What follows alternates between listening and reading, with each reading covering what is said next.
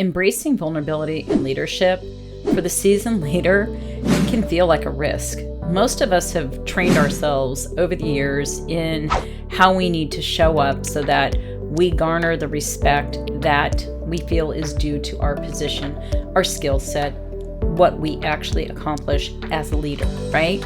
And so when someone says, well, as a leader, you should be more vulnerable. And I tend to agree with that because vulnerability is honesty, and it is the thing that makes us grow as leaders. And a lot of us don't want to admit those insecurities, or we don't want to admit necessarily if we make a mistake in our judgment because we feel there are a jury, not of our peers, or maybe some of you do feel like it's your peers, but that we have a jury that is judging us, right? Right. Okay. So the importance of vulnerability, it builds trust and it builds connection to your subordinates, to your team, to your clients, to whomever you deal with. And for most of us, that's a hard thing to change when, like I said, we've been doing it a certain way all these years.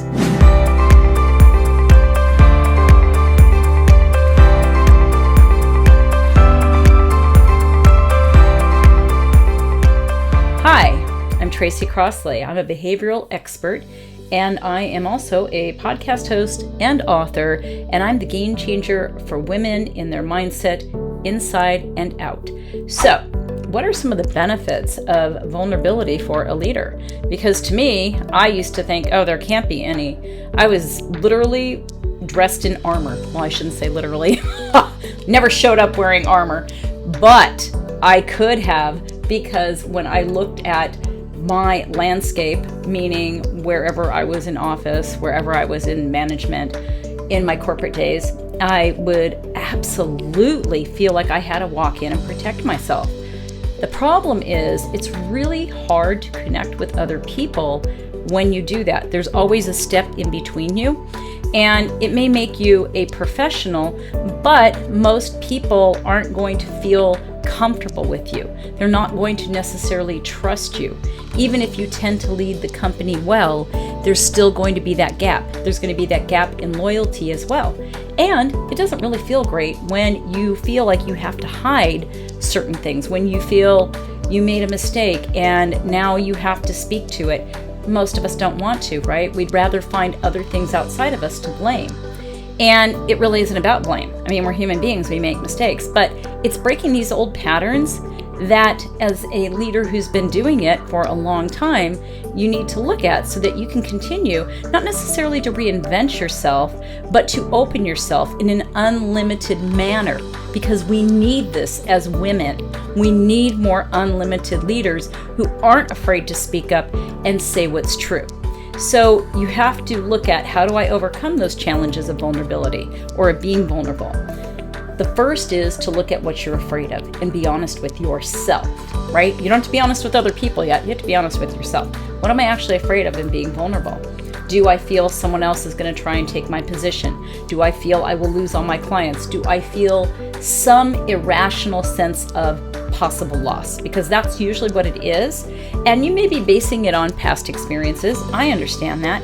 But you want to be able to dig deeper, because to me, it's always about getting to what is the belief I have and what are the things I do to support that belief. Because to be unlimited is to be yourself 100,000%. And most of us, we're still trying to figure out who that is. But as you start to remove all of the armor or whatever it is that divides you from others, it changes.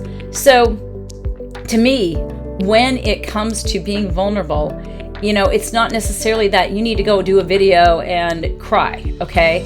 Or, write an article. I'm crying as I'm writing this. That's not vulnerability, okay? That's crying. Crying is a reaction. Crying is not a true emotion.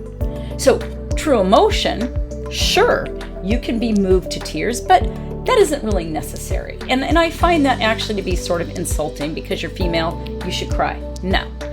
It is truly about what is it that moves you, that motivates you, and being honest about that. What is it that you want from people that you're afraid to speak up and say? Because maybe the men don't say it, or they don't have to do the same thing that you've had to do. right? Because it is different for men and women. And I'm not here to speak against men because it has nothing to do with that. It really has to do with what you're willing to do as a leader to change your trajectory so that you feel good every day. Every day you can feel good. Even on the shit days, you can feel good. So examples beyond that really speak to, when you have, let's say, a relational issue with your team, and whether it's you or the people on your team, right? They're maybe not getting along or what have you. When you step in and you're honest and you say, you know what? Look, I've been in this situation, and you share something that feels kind of difficult to share because it's vulnerable, but it's honest, then you're helping them. Because now they see, hey, she's walked in my shoes.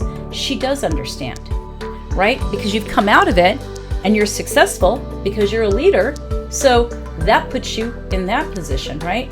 It doesn't put you in a downwards spiral. It doesn't put you under their feet as a doormat. It puts you on a level where they can relate to you. So to me, it's worth it.